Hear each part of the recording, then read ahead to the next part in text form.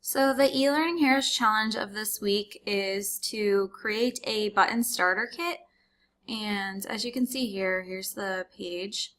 And something that someone had brought up when David Anderson tweeted about this challenge is, what if we had the constraint of not using buttons at all? Is it possible to even get away from using buttons in e-learning? And that's a great question, and it's something that I've tried to address in some of my courses, but not necessarily had gotten rid of 100% of buttons that I've used. And I think there's a few steps to take when designing the training to be able to say, okay, we can use buttons, we can't use buttons, or maybe we'll use less buttons or use them in this way or that way. And that's what I want to investigate right now. So one of the things that I've done is I pulled up some of the Articulate eLearning Heroes examples. There's tons of awesome examples on the Articulate community, and I wanted to deep dive further in those examples.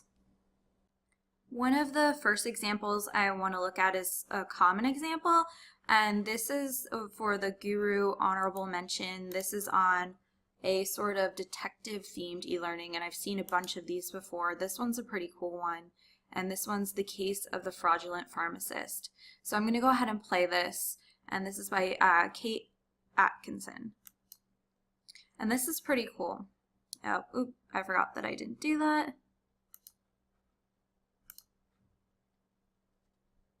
Okay. So here it goes and it loads, and let's talk about the buttons in this one a little bit. I'm going to turn down my volume a little.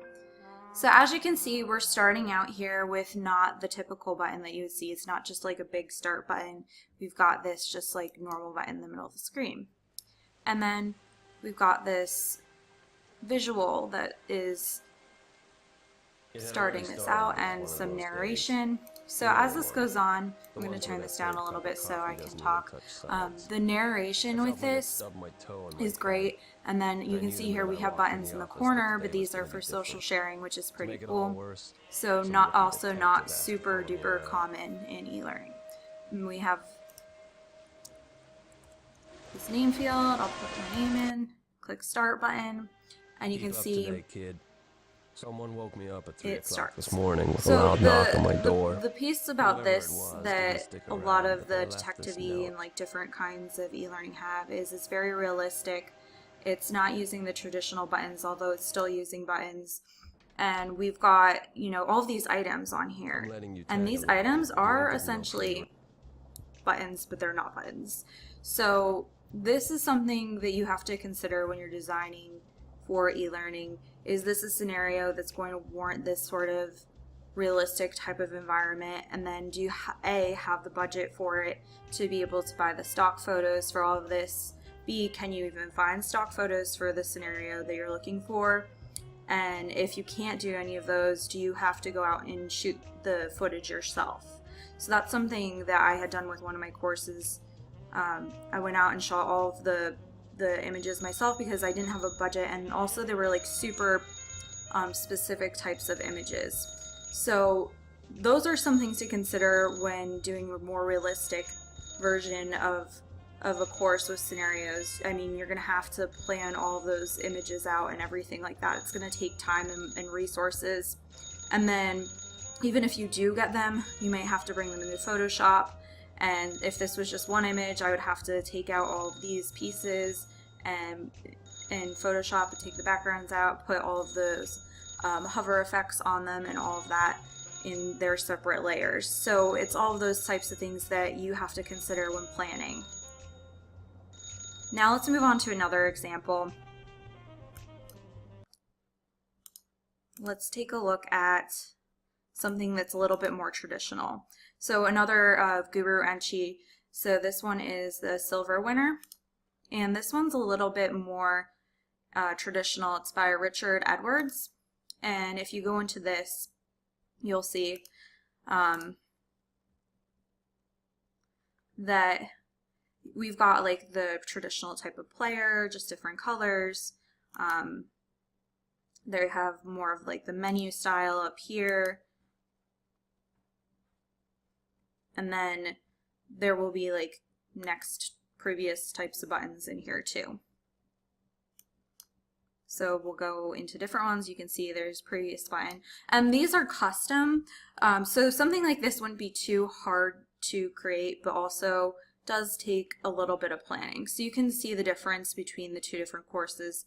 The last one was very super customized, and this one's, while it's customized, with the buttons, they're not as customized as the other ones. But still, lots of planning put into this course.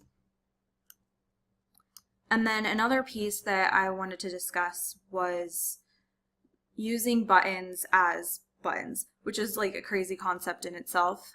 So what I want to do is I want to show you guys a game, and this is a game called Lifeline, and someone else is playing this game, but I wanted to show you guys it anyway, so I'm going to turn my speakers down.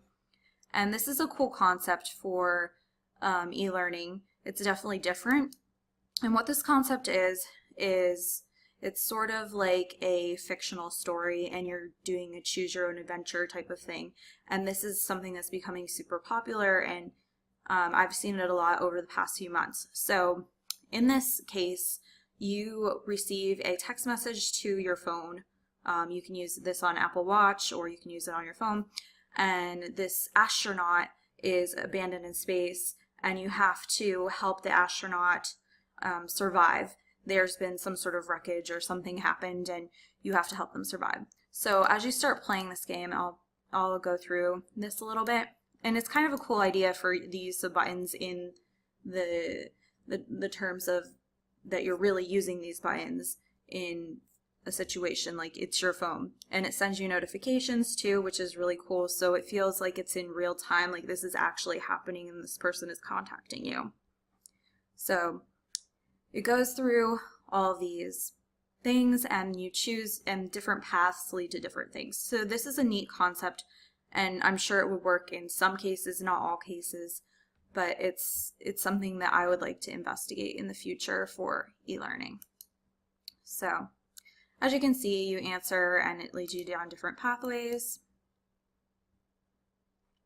and the person responds to you. Another game like this that came out a few months ago, or at least was released as free on Steam a few months ago, is this game called Emily is Away.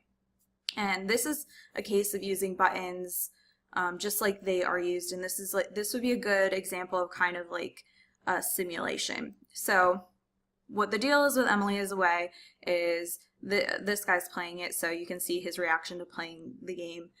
Emily is Away is a game where it's like the early 2000s, and you're on AIM, and Emily is this girl that you're interested in, and what you want to do is have a conversation with her, and based on how you interact with her, she responds to you, and different things happen. You go to college and all this other stuff, and you just keep talking to her. So let's go ahead with this piece right here. So Emily is saying things about a band, and you're responding to her. So she's asking you what's your favorite song of this band, and this guy's about to choose.